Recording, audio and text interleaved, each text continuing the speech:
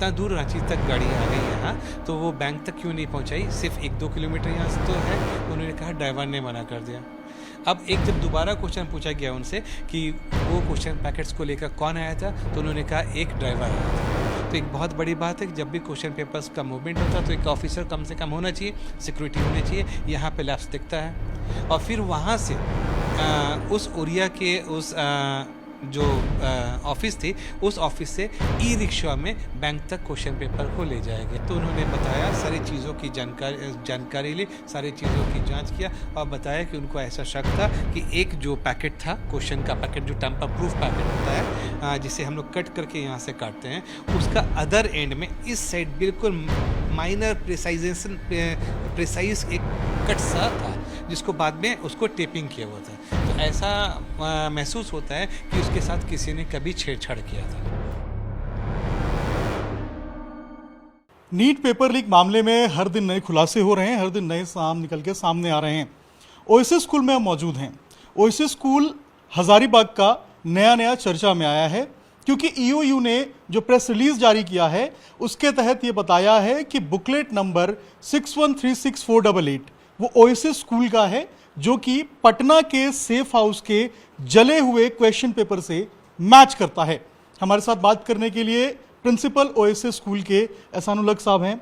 Sir, पहले तो ये बताइए, 5 तारीख को जिस दिन परीक्षा हुई थी उस दिन का घटनाक्रम क्या था? क्वेश्चन पेपर आपके पास कितने बजे आए थे और पूरा जो खुला था क्वेश्चन पेपर वो किन की निगरानी में खुला था?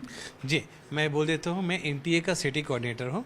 मेरे अंडर में 5 सेंटर्स यहाँ पे पढ़ते हैं। तो हमारी जिम्मेदारी होती है कि जिस दिन एग्ज़ाम होता है उस दिन 5 सीएस के साथ और 5 ऑब्जर्वर्स के साथ हम लोग जाते हैं डेजिग्नेटेड बैंक, जो कि हमारा एसबीआई हजारीबाग जुलूपाक ब्रांच था।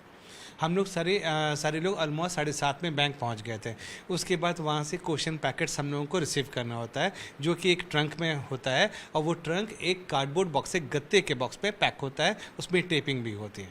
तो दोनों कस्टोडियन मैनेजर्स के प्रेजेंस में 5 सीएस और 5 ऑब्जर्वर्स के प्रेजेंस में हम लोगों ने वो क्वेश्चन पैकेट्स रिसीव वहाँ से किए। उसके बाद 5 सेंटर में सीएस और ऑब्जर्वर्स के साथ उन क्वेश्चन पेपर्स को रवाना कर दिया। उसके बाद सारे सीएस और सारे ऑब्जर्वर्स उन क्वेश्चन पैकेट्स को ले जाकर अपने कंट्रोल रूम में रखा, जहाँ पे कंट्रोल रूम में सीएस और ऑब्जर्वर्स प्रेजेंट थे। जनरली ऐसा एग्जाम प्रोसेस में ये होता है कि जहाँ भी क्वेश्चन पैकेट्स रखते हैं वो निगरानी में होती है सीएस की, और ऑब्जर्वर जो एनटीए के द्वारा भेजे जाते हैं। उनके अलावा 2 डिप्टी सीएस होते हैं और वो पैकेट्स को खोलना है एक डेजिग्नेटेड टाइम में है।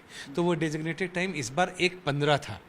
तो 1:15 में जब क्वेश्चन पैकेट्स खुलना होता है तो उस समय सीएस मौजूद रहते हैं, 2 डिप्टी सीएस मौजूद रहते हैं, एक एनटीए से भेजा हुआ ऑब्जर्वर मौजूद रहता है, 2 इन्विजिलेटर्स मौजूद रहते हैं और 2 कैंडिडेट्स जो नीट एस्पिरेंट्स होते हैं वो भी मौजूद रहते हैं। इन सभी के प्रेजेंस में वो क्वेश्चन पैकेट्स खुलता है। जब वो खुलता है तो ये सभी गवाही देते हैं that they are properly packed, they are properly sealed और एसओपी को फॉलो करते हुए सब कुछ हो रहा है। इन लोगों ने अपना ऑब्जर्वेशन वहाँ पर देखा और इन लोगों ने सारा चीज़ को ओके किया। इन लोगों ने सत्यता वहाँ पे प्रोवाइड कर दिया कि हाँ, everything was found okay as per the norms of NTA. सारी कुछ हो गए। ऑलमोस्ट 1:30 के आसपास क्वेश्चन पैकेट्स खुला और 1:40 के आसपास क्वेश्चन पैकेट सारे क्लासरूम्स में बढ़ गया। आज जब क्वेश्चन पैकेट्स क्लासरूम में बढ़ जाता है तो वहाँ पर सारे बच्चों को 15 मिनट पहले according to NTA norms question packets जो क्वेश्चन पेपर्स का जो बुकलेट्स बढ़ता है तो बोला जाता है, सपोज इस तरह का एक बुकलेट होता है। ये शादी की कार्ड है लेकिन मैं एग्जांपल दे रहा हूँ। इस तरह का एक बुकलेट होता है जो टेम्पर प्रूफ होता है।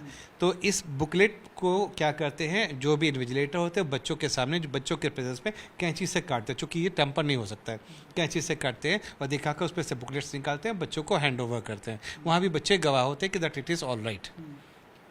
तो बच्चों को प्रोवाइड कर दिया और जब बच्चों को बुकलेट्स मिलता है तो इट इज़ सील्ड, वो सील्ड रहता है। सारे बच्चों से इन्विजिलेटर्स कहते हैं कि अपनी सील आप चेक कर लो, कहीं कोई ब्रोकन नहीं है, कुछ मामला नहीं है। ऑलमोस्ट 10 to 15 मिनट्स टाइम इसके लिए रहता है। किसी बच्चे ने भी कोई कंप्लेंट नहीं की, everything went on well, exam बिल्कुल ठीक ठाक से हो गया।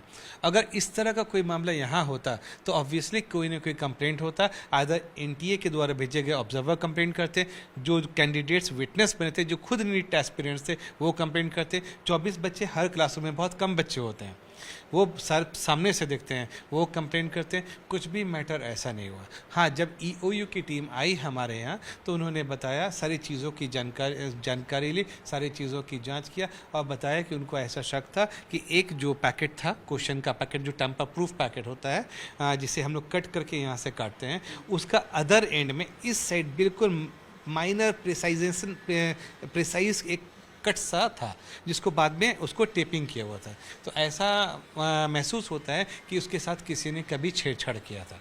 अब सवाल उठता है कि स्कूल में हम लोगों ने क्वेश्चन पैकेट्स लाया 5 तारीख को, और 5 तारीख को क्वेश्चन पैकेट एक आदमी के दे, यहाँ पे कई सारे स्टेक होल्डर्स की नज़र में था, ठीक है, जिसमें CS है, जिसमें ऑब्जर्वर है, डिप्टी CS है, इन्विजिलेटर्स है और खुद नीट एस्पिरेंट्स भी है, और सारे SOPs गाइडलाइंस को फॉलो करते हुए हमने कराया। तो सवाल उठा वो कहीं ना कहीं कुछ हुआ गड़बड़। अब सवाल आता है कि वो गड़बड़ कहाँ हुआ। जिस तरह की न्यूज़ में मामले आ रहे हैं कि वो पटना में मिला, एक दिन पहले मिला, तो एक दिन पहले वो पैकेट कहाँ था, 2 दिन पहले वो पैकेट कहाँ था, ये जांच का विषय है। अगर 5 तारीख को कोई दिक्कत होती तो we were responsible, we were accountable.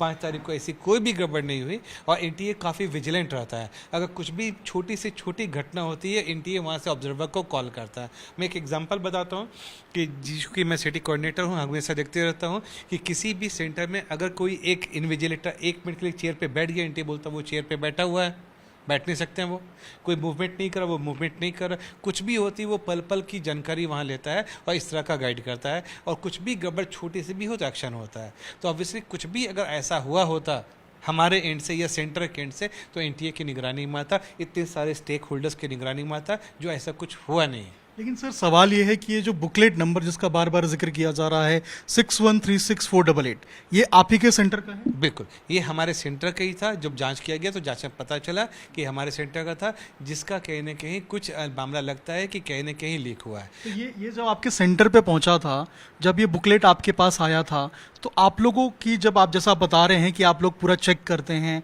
सबके सामने उसे खोलते हैं, क्या उस वक्त कुछ गड़बड़ आप पाए थे? नहीं, कि इतने सारे स्टेक होल्डर्स में से किसी ने गड़बड़ नहीं पाया। अब सवाल उठता है गड़बड़ क्यों नहीं पाया। जब EOU के ऑफिसर्स आए थे तो उन्होंने दिखाया कि द अदर एंड में यहाँ पे एक माइनर सा प्रिसाइज कट था, ठीक है, वो कट को हमने भी देखा और ऐसा लगता है कि वो कट वहाँ पर था और कुछ गड़बड़ वहाँ पर हुआ है। अगर वो नहीं बताते तो हमें भी वो पता नहीं चलता। यानी 5 तारीख को आपने वो नहीं देखा? नहीं, 5 तारीख को वो नहीं देखा था। मतलब अगर एक आम आदमी को अगर बोला जाए कि कॉमन मैन को जो इस तरह की जानकारी नहीं रखता है, तो उसके जान में ये बात आएगा नहीं, क्योंकि वो ऑफिशियल से इस तरह का उन्होंने बताया कि कई सारे केसेस पहले डील कर चुके हैं, जहाँ पे एकदम प्रिसाइज कट होता है, जैसे कि उनका कहना था कि हाईली स्किल्ड प्रोफेशनल्स उसको करते हैं। तो ऑब्वियसली उसका था। तो जाहिर सी बात है, इस तरह की बातें हम लोगों ने कभी फेस नहीं किया, ये पहली बार देखा है, और ऑब्वियसली कहीं ना कहीं ये गड़बड़ हुआ लगता है।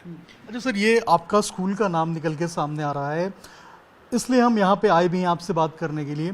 अगर हम पूरे प्रोसेस को समझें तो बैंक से और सेंटर से जब क्वेश्चन पेपर आते हैं, उनका प्रोटोकॉल क्या होता है, SOPs क्या होता है, और इस बार जब क्वेश्चन पेपर्स आए हैं, जैसा आप बता रहे हैं कि नीचे से थोड़े कट थे और टैंपरिंग थी, इस बार के SOP में कहीं कुछ छेड़छाड़ या पूरे SOP को NTA ने फॉलो किया या कहीं गड़बड़ हुई? हाँ जी, मैं बताना चाहूँगा कि बैंक से हम लोग सारे लोग जाते हैं और क्वेश्चन पेपर्स एग्ज़ाम के डेजिग्नेटेड डे में लेकर के हम लोग आते हैं।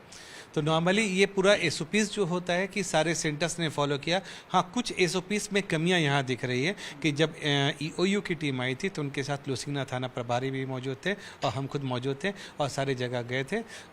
जहाँ देखा गया SOPs में कहीं कुछ कमी दिख रही तो वो ट्रांसपोर्ट एजेंसी में कमियाँ दिख रही हैं।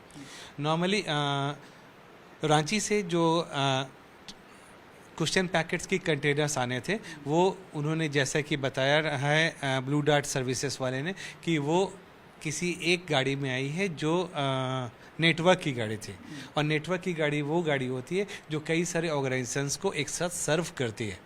फिलहाल वो गाड़ी रांची से लेकर के वो सारा पैकेट्स आई और सारी चीज़ों को ओरिया स्थित ब्लू डार्ट के ऑफिस पे वहाँ डंप कर दिया। जब EOU के ऑफिसर्स ने उनसे पूछा जब इतना दूर रांची तक गाड़ी आ गई यहाँ, तो वो बैंक तक क्यों नहीं पहुँचाई, सिर्फ 1-2 किलोमीटर यहाँ से तो है। तो उन्होंने कहा ड्राइवर ने मना कर दिया। अब जब दोबारा क्वेश्चन पूछा गया उनसे कि वो क्वेश्चन पैकेट्स को लेकर कौन आया था, तो उन्होंने कहा एक ड्राइवर आया था। तो एक बहुत बड़ी बात है कि जब भी क्वेश्चन पेपर्स का मूवमेंट होता है तो एक ऑफिसर कम से कम होना चाहिए, सिक्योरिटी होनी चाहिए। यहाँ पे लैप्स दिखता है।